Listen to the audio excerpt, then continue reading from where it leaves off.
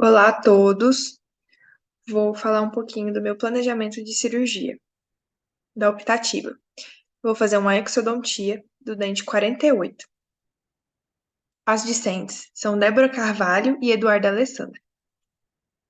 Os dados retirados na anamnese. O nosso paciente chama Carlos Miguel Souza da Silva.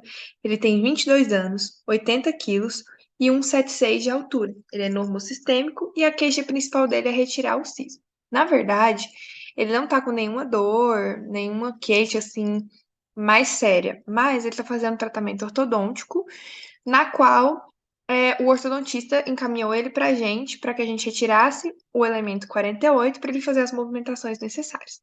Esse paciente, ele não faz uso de nenhum medicamento, nunca teve nenhuma reação alérgica, tomou anestesia, já, né, levou anestesia local, nunca teve nenhuma intercorrência a tratamentos odontológicos ou médicos anteriormente. E o procedimento que vai ser realizado é a exodontia do elemento 48. Aqui está a panorâmica do nosso paciente. É esse dente que está marcado com X. O que nós podemos observar? Que esse dente ele não está tão próximo do canal da mandíbula, né, que é uma estrutura nobre. As raízes estão fusionadas e ele é um dente parcialmente erupcionado e que está impactado por conta da presença do elemento 47. Então, ele está impactado na direção mesioangulada. Descrição clínica: o dente elemento 48 está parcialmente erupcionado e ele apresenta uma abertura bucal normal. E na radiografia, o dente 48 está em posição mesioangulada e está parcialmente erupcionado e impactado.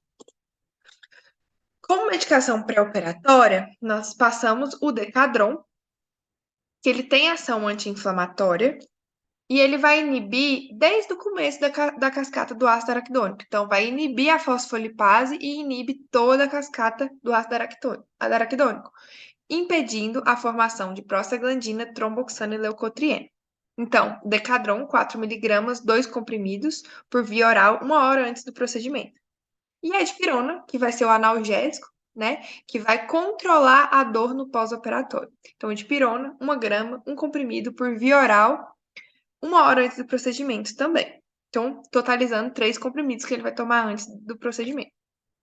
A técnica anestésica que a gente optou por usar é a técnica direta.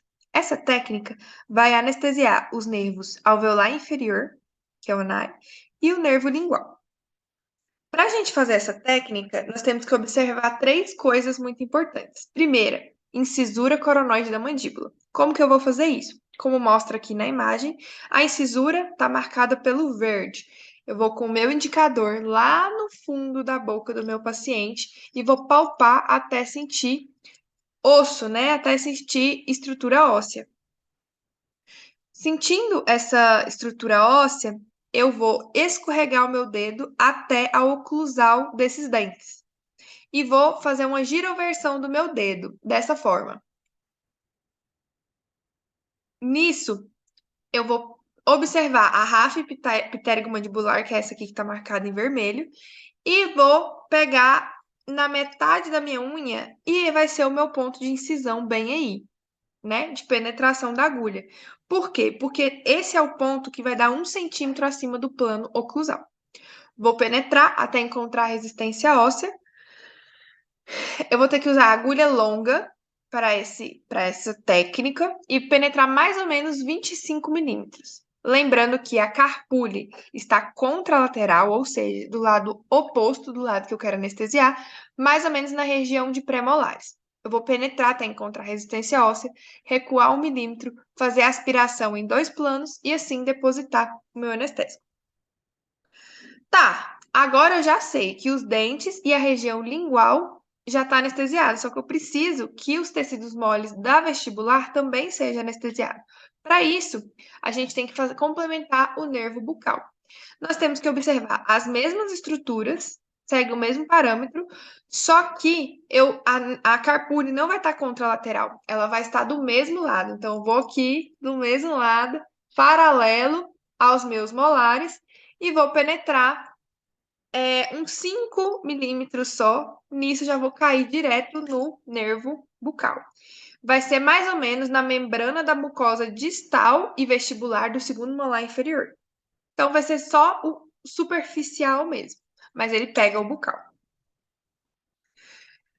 O anestésico de escolha é a lidocaína 2%, concentração 1 por 100 mil. Por que que a gente escolheu esse anestésico? Primeiro, não tem nenhuma contraindicação por esse anestésico, esse paciente não tem nenhuma contraindicação. É o anestésico mais utilizado nos procedimentos odontológicos, né? Porque proporciona uma anestesia profunda, uma boa anestesia dos tecidos moles. Inclusive, essa anestesia dos tecidos moles pode durar até 5 horas, então o paciente pode ficar sentindo aquela dormência. E a pulpar é 60 minutos, mais ou menos, que ela vai durar. Nós fizemos o cálculo anestésico do paciente, então nosso paciente ele pesa 80 quilos.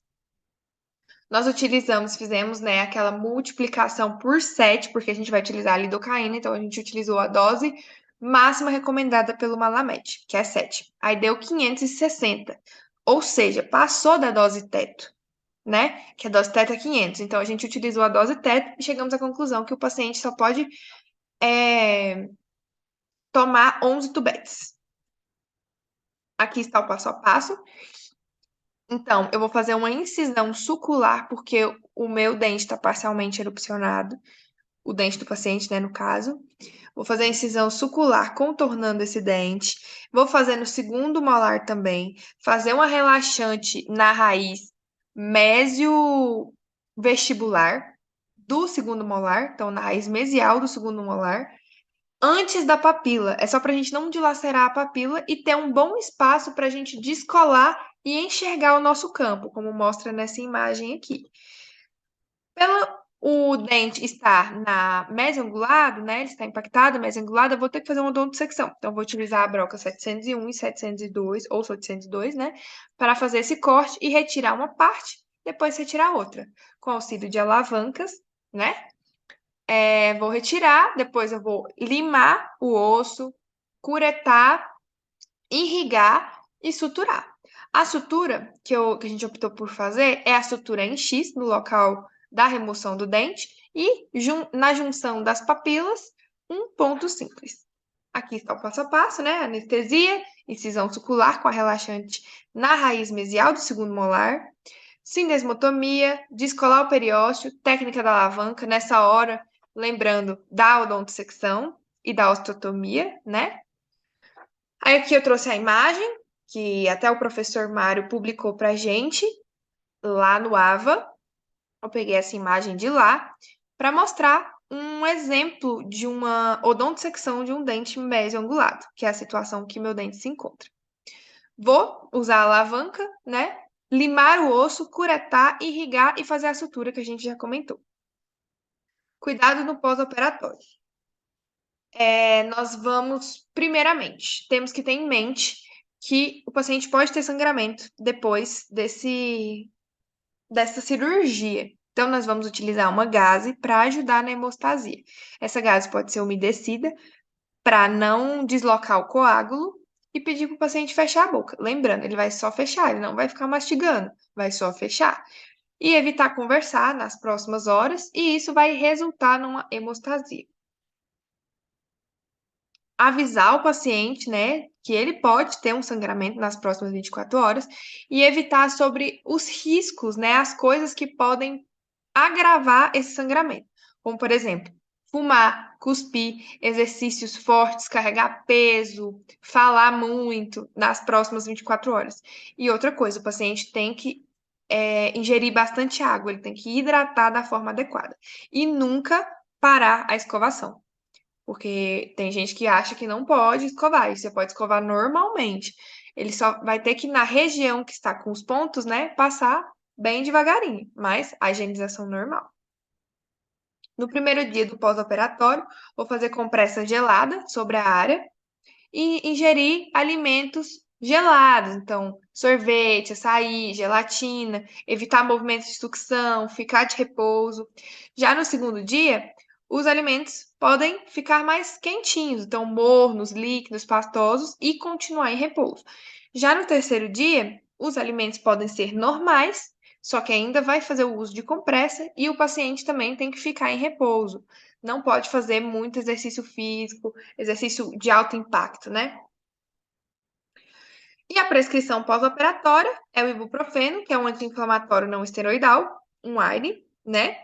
Que vai ajudar, né, vai agir na diminuição da dor, do eritema e do edema. O ibuprofeno, comprimido de 600 miligramas por via oral, um comprimido a cada 8 horas. Então, de 8 em 8 horas, por 3 dias, ele vai tomar um comprimido de 600 miligramas de ibuprofeno, totalizando, assim, 9 comprimidos. E, por fim, o dipirona, que é o analgésico que vai ajudar no controle da dor.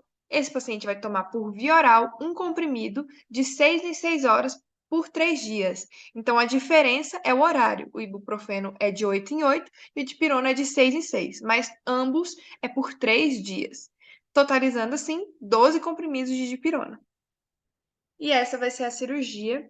Muito obrigada pela atenção.